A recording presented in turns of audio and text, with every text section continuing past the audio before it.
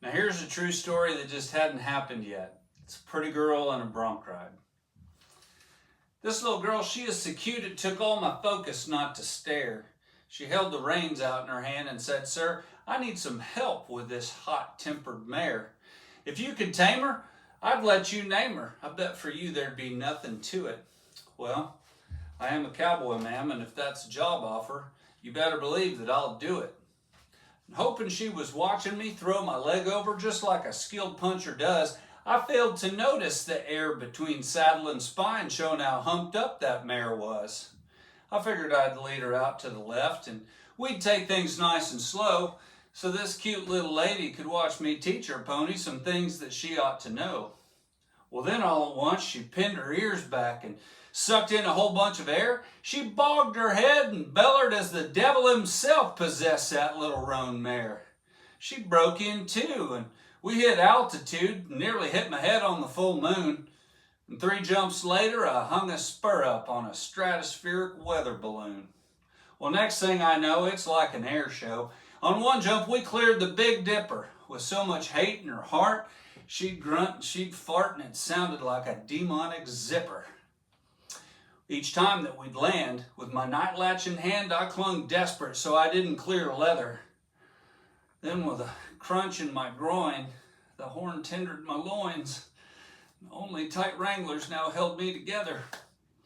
I finally got my spurs hooked in my cinch, and I grabbed at my hat so I could fan her. "Well, hey, little lady, you keep watching, and maybe you'll see an equine class on manners." Well, then that wily wench, she grabbed at the bit and clenched it with her back teeth. She tugged at the reins and lurched me forward, kicking my head with her back feet. Now my cowboy blood was burning hot, and I'd survived her worst, I was sure. This nag, though petite, was hardly discreet, but I knew that I had the cure. I pulled her head left right up to my leg, and she bit me on my kneecap. Then my saddle come loose, and next thing I knew, we was sitting in each other's lap. Well, I swung back around before her feet hit the ground and raked her once more with my spurs, and she grunted again, as if to pretend my meanness was nicer than hers. That really did it. Made me more committed. I was going to best this Lucifer mare. Told the lady I'd tame her, and then I'd rename her, and I'd tie little braids in her hair. Well, then the door swung open. Way sooner than I was hoping. My wife came barging in mad, and she screamed and she shrieked about female attention I seek, and, kind of made me feel bad.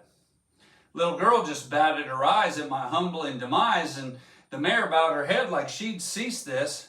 Then with one final kick, I heard the sound of wood click, and a baby crib blew into pieces. That mare finally tamed, I proposed her new name, and the girl said, "That's the name of your wife."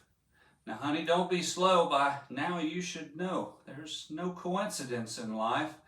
But never let it be said that I'd bow my head and back away from a young lady's dare.